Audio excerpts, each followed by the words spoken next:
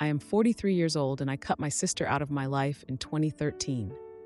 Recently, she has had some medical issues, and my mother believes I should just get over the past and reconcile before it is not possible.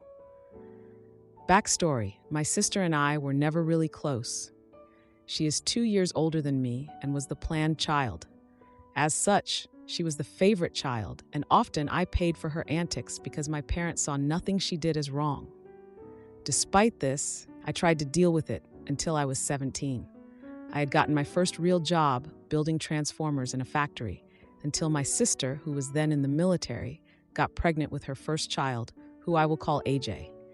Because she was active duty after the baby was born and her maternity leave ended, she was getting forward deployed to Iraq shortly after September 11th, 2001.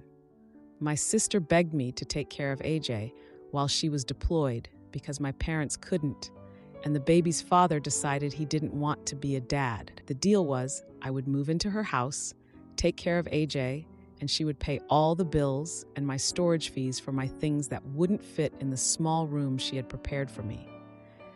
AJ and I got along great, and although he is not my son, I really bonded with him. She came back from deployment and asked me to stay with them for a while until she got acclimated to home life again. Little did I know this meant watching AJ so she could go out, get drunk, and bring back random guys from the bar. Of course, intimacy leads to pregnancy number 2, and with the pending baby and new baby daddy, there was no longer room for me in her home, so I moved out and thankfully was able to return to my transformer job, albeit at a lower pay rate, punishment for my lack of company loyalty. Fast forward to shortly after my second nephew was born. Let's call him JD. About a month after JD was born, my sister and the new baby daddy showed up on my doorstep. She looked stressed out and fed me this sob story about how they had no money after bills to feed my nephews, nor buy diapers for the baby. Me, being the sucker I was, immediately signed over my paycheck for that week, as I had gotten paid that day, roughly $700 after taxes, and told her to get the boys whatever they needed. She thanked me, and they drove away. I called the next morning to check on things, only to find they had gone to Nebraska to visit the second baby daddy's folks, and essentially had lied to me so I would fund the trip. I informed her that was the last dime they would ever get from me, and that it disgusted me that she used my relationship with my nephews to trick me into funding her trip, and I went low contact. Fast forward 5 years. My mother guilt trips me into bearing the hatchet and coming to family functions that my sister was attending. Like a fool, I listened. Things seemed okay. She seemed to genuinely feel remorse for her actions, so I decided to let bygones be bygones. By this time, she is on baby daddy husband number 3, and I had taken some less than legal jobs and was selling marijuana to make ends meet while working as a DJ to hide my less than legal income from the authorities. When my sister found out what my source of income really was, she started asking for marijuana to help her cope with back pain and stress, so I started supplying her marijuana for free. This went on for about a year until my mother and I got into an argument, and she told my sister about it. So my sister takes to Facebook to tell everyone that I live in my own drug-addled world, and that if I ever contact her or her kids again, she would call the police and have me arrested. So I replied that my drug-addled world involved being her supplier and that I had been supporting her habit at no cost to her, but not to worry.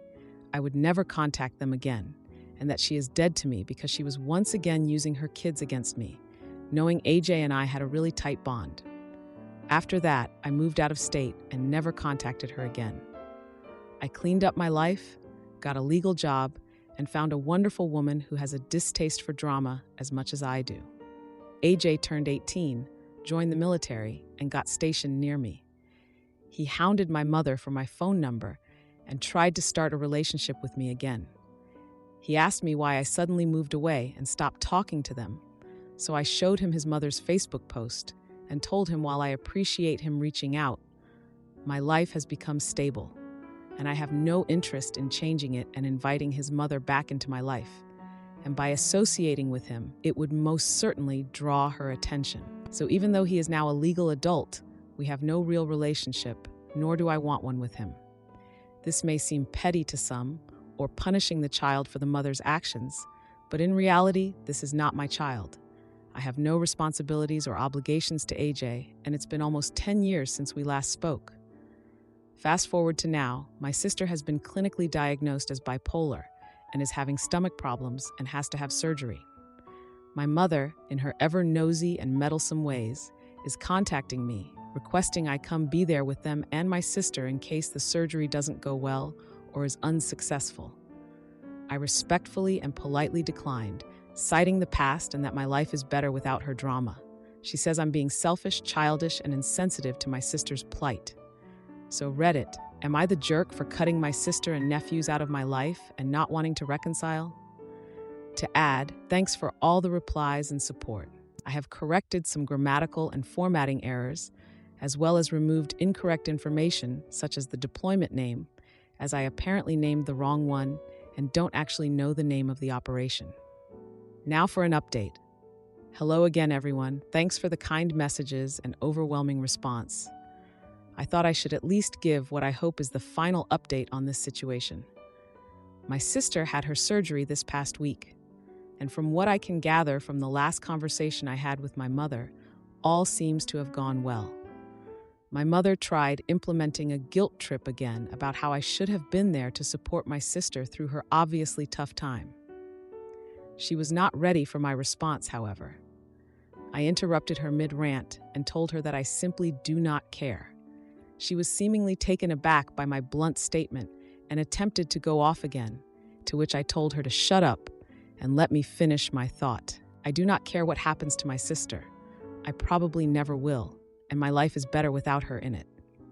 I also told her that should she bring my sister or nephews up in conversation again, I will go completely no contact with her as well.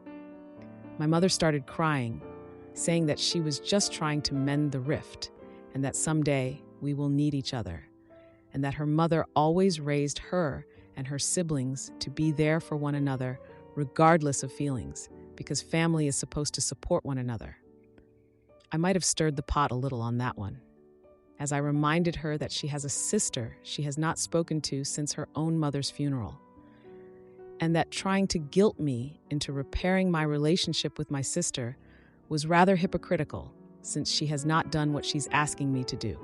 She gave me a few excuses and finally just said she couldn't believe that I would speak to her this way, to which I responded that had she bothered to listen to me in the first place, we wouldn't even be having the conversation. That was not received well, and she started crying, saying she didn't raise me to behave in such a way. I reminded her that I am an adult and have not lived under her care in over 20 years, and that while I appreciate her raising me, that doesn't mean I have to do what she wants when she wants, and that I have a life and family of my own to support and provide for, and that perhaps had she thought of that, instead of trying to force me to mend a bridge I never intend on crossing again, we wouldn't be having this argument. The call ended with me telling her that I am going to take some time to process everything that has gone on these past few weeks, and that I will reach out to her when and if I am ready to talk to her again. But for now, it will be low to no contact, and if she pushes the issue, I will simply block her number and move on with my life. Then I hung up. My father reached out to me shortly after that, saying my mother was crying, to which I told him that wasn't my intent, but she had brought it upon herself for trying to guilt me into things I'm just not going to do. I also told him to stay out of it, which he said fine to. Dad and I have never really had a good relationship, and he knows how much of a meddler my mother can be, so it doesn't surprise me in the slightest that he seemingly washed his hands of the situation. So, Reddit, I'm going back to lurking and hopefully just get to stay in the shadows where it is nice and quiet.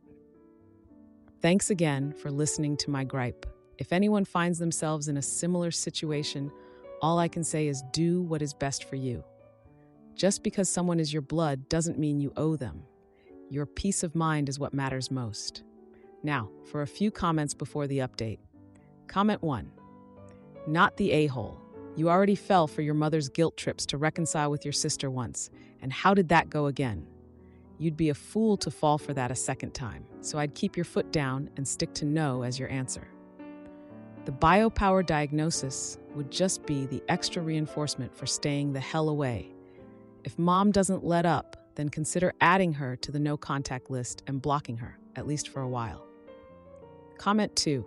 Because she was on active duty after the baby was born and her maternity leave ended, she was getting forward deployed to Iraq for Desert Storm. Operation Desert Storm was from 1990 to 1991. If your sister is 2 years older than you, she would have been 11 or 12 years old while enlisted, pregnant, and later deployed. You are the a-hole for writing bad fiction. Now, for the update.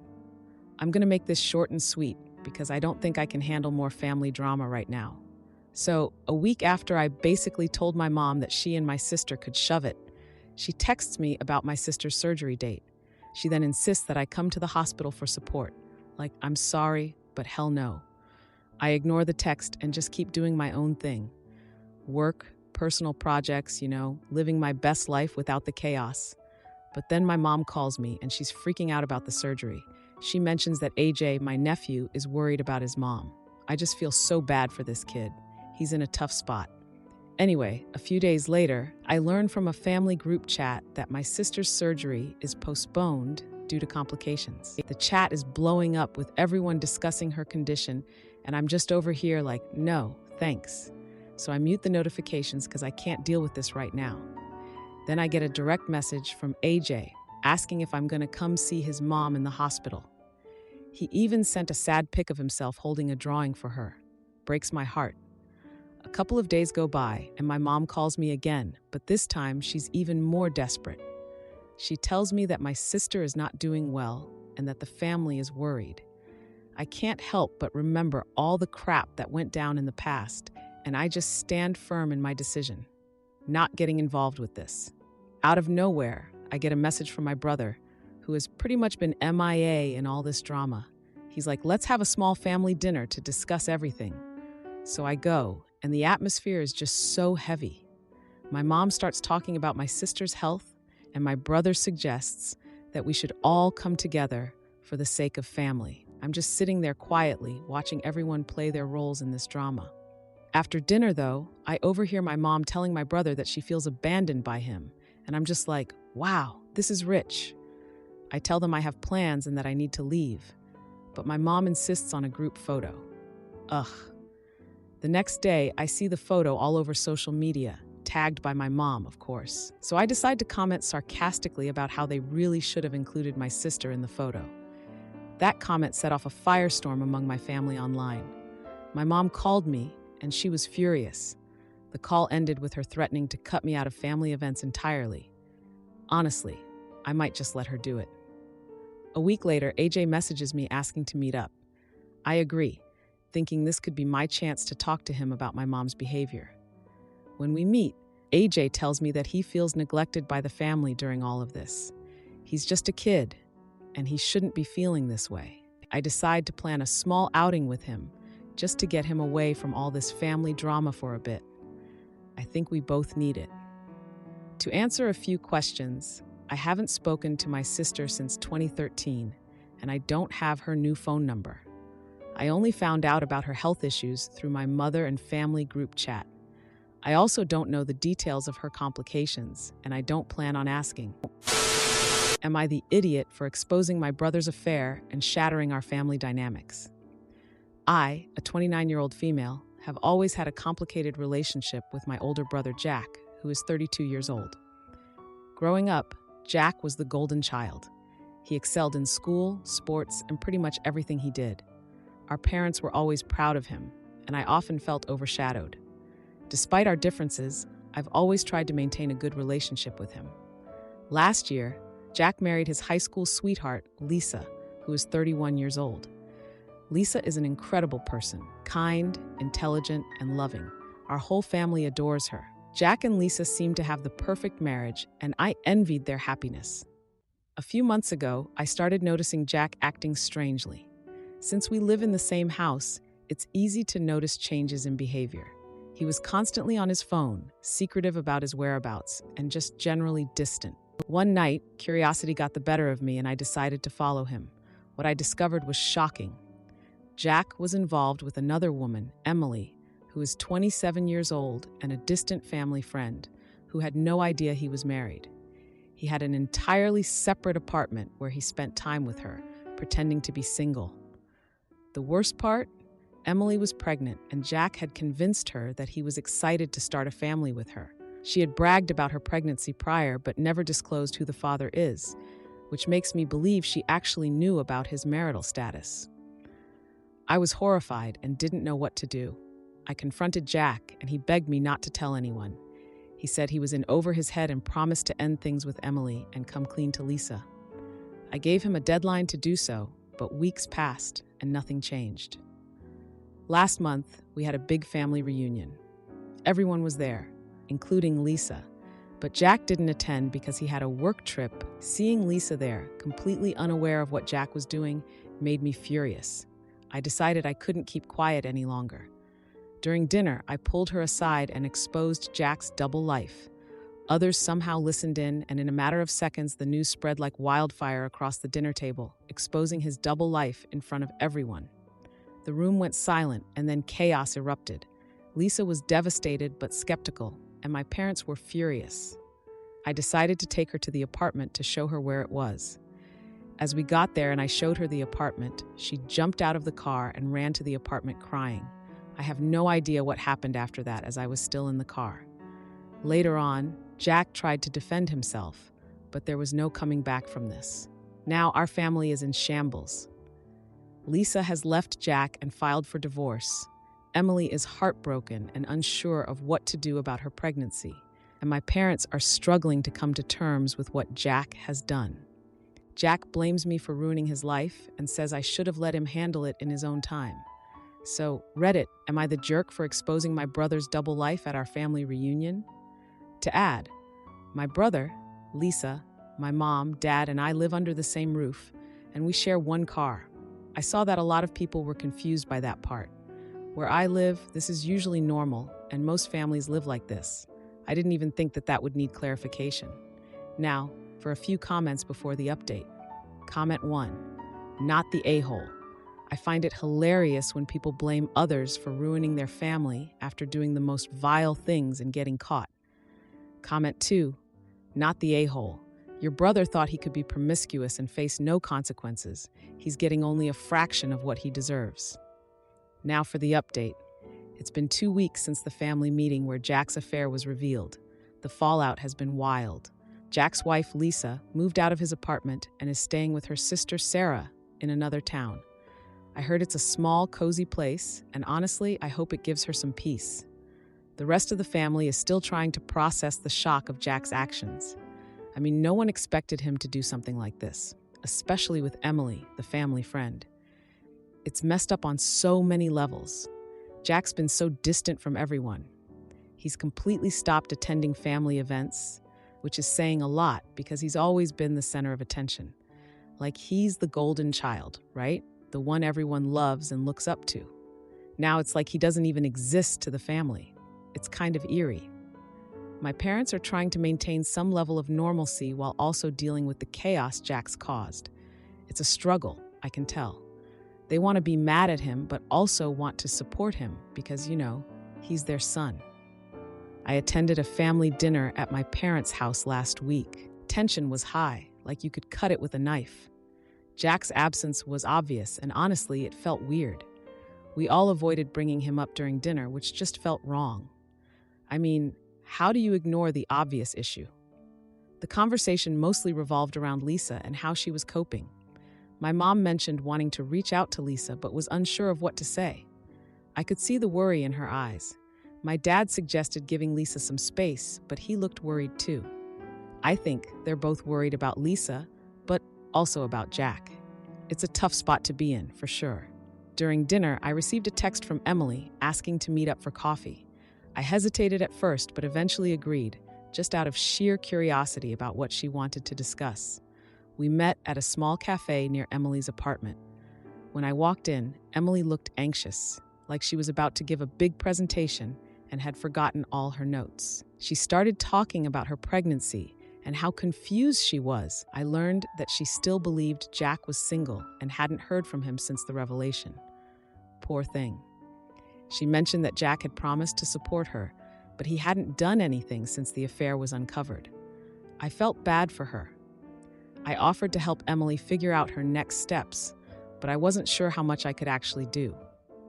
It's a messed up situation for everyone involved, and I don't want to get too deep into the mud. A few days later, I got a call from my mom asking me to come over. I knew something was up, especially after the last family dinner. When I arrived, I learned that Jack had shown up unexpectedly at our parents' house. He was visibly upset and wanted to talk to the family. My parents were hesitant at first, but ultimately agreed to let him in. Jack apologized for his actions, but was all over the place. He didn't take full responsibility for the fallout, which just made everything worse. He claimed my actions ruined his life, which only escalated the situation. My dad tried to mediate, but Jack's anger was obvious. He demanded to know why I felt the need to tell Lisa about the affair, and I was like, seriously? I pointed out that I acted in the best interest of everyone. He was being selfish, and I wasn't about to let him drag Lisa down with him. The argument intensified, and he stormed out, slamming the door behind him. Talk about dramatic. Shortly after, I received a call from Lisa asking if we could meet. I was surprised, but I agreed. We met at a local diner where Lisa expressed her anger and confusion about everything. She revealed she was staying with friends and that she was considering her options regarding the divorce.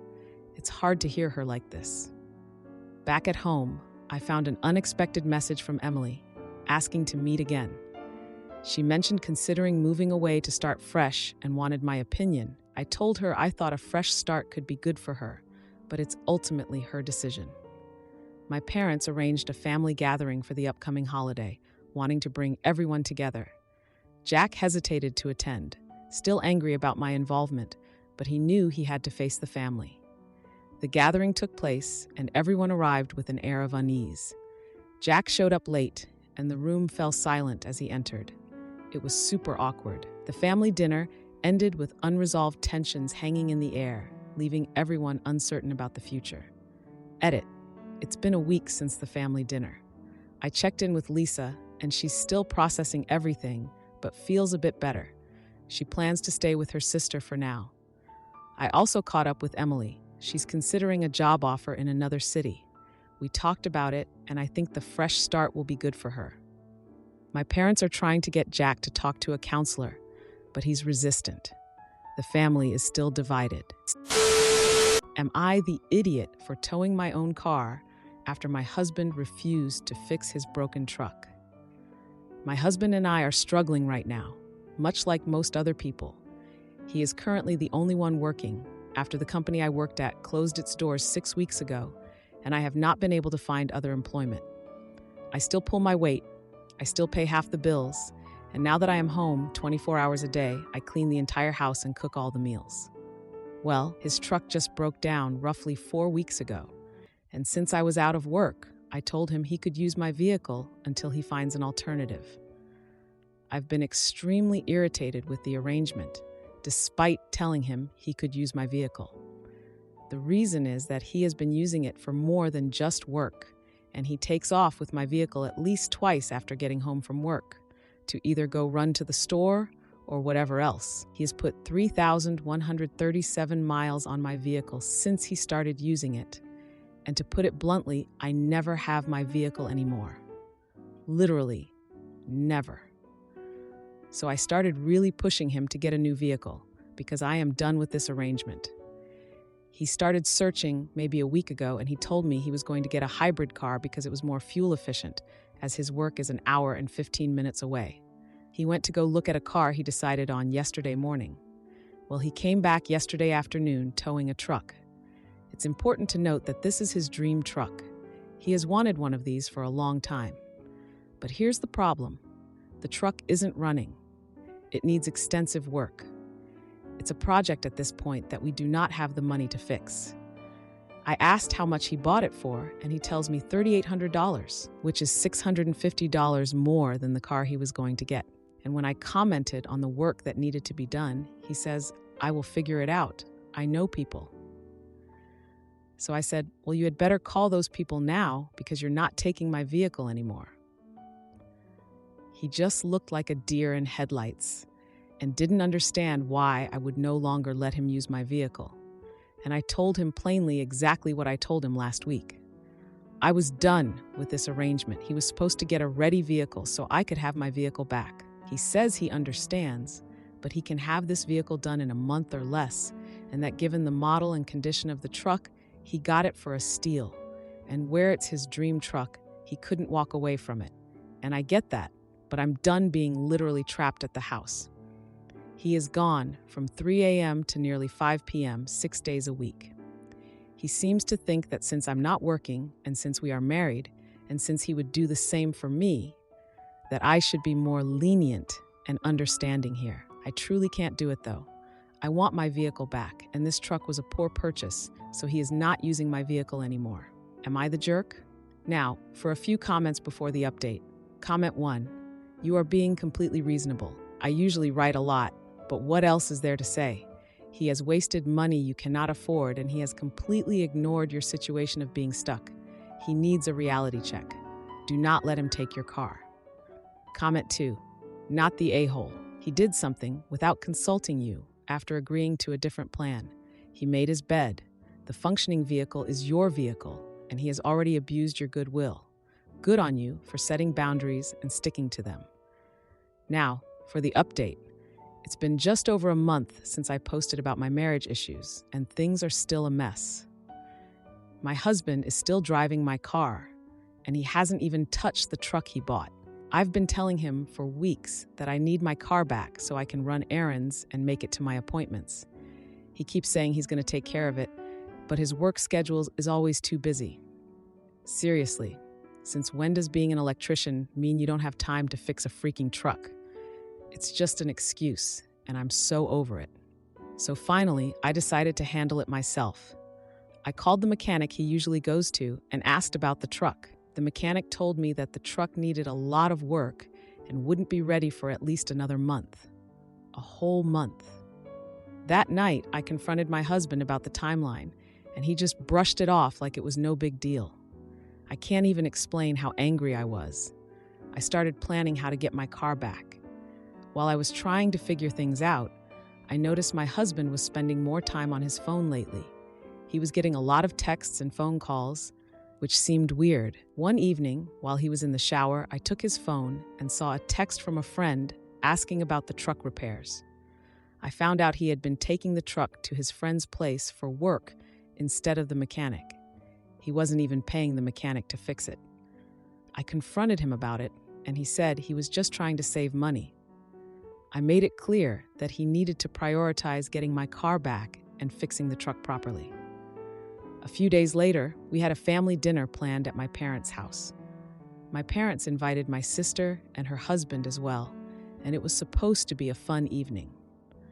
During dinner, my dad brought up the topic of finances, completely unaware of our issues. He jokingly asked if my husband was going to get a second job to support us. My husband laughed it off, but looked visibly uncomfortable. After dinner, I went to the kitchen to help my mom clean up. My husband stayed in the living room, chatting with my dad and brother-in-law. I overheard my husband saying he was planning to take a weekend trip with his friends to escape the stress. I wanted to scream. Later that night, I decided to confront him again about his trip plans. He insisted he needed the break and that I was being unreasonable. I told him that if he went, I would take the car back into my possession. He didn't believe I would actually do it. He thought I was bluffing. I gathered my things and left for the weekend at my parents' house. While I was there, I devised a plan to get my car back for good. I contacted a friend who works at a local towing company and set up a time to retrieve my car. The next day, while my husband was out with his friends, I had my car towed from the spot he parked it. When my husband found out, he was furious and demanded I return it. I stood my ground, emphasizing that he needed to fix the truck and take responsibility for his choices. He accused me of being vindictive, but I didn't care. I planned to take the car to work for the next few weeks while he figured out his truck situation. Now, my husband is facing the consequences of his actions. He's been sulking ever since, and I have no intention of giving in. The atmosphere between us is different this time, and I'm not backing down. The stakes are higher now, and I'm prepared for the fallout. Edit. Things have been challenging since the incident with the car. My husband has been giving me the silent treatment and avoids spending time together. We still share a bed, but there's no intimacy or affection anymore. I've started going out more with friends and my sister. I've also been attending therapy sessions to process everything. Sometimes I feel guilty, but I know I made the right choice. I just want things to get better for both of us, but I'm not willing to compromise my happiness. If you like this video, you'll probably like these too. Also, while you're here, please consider subscribing. It's your support that keeps this channel alive and allows me to make better and longer videos. Have a great day.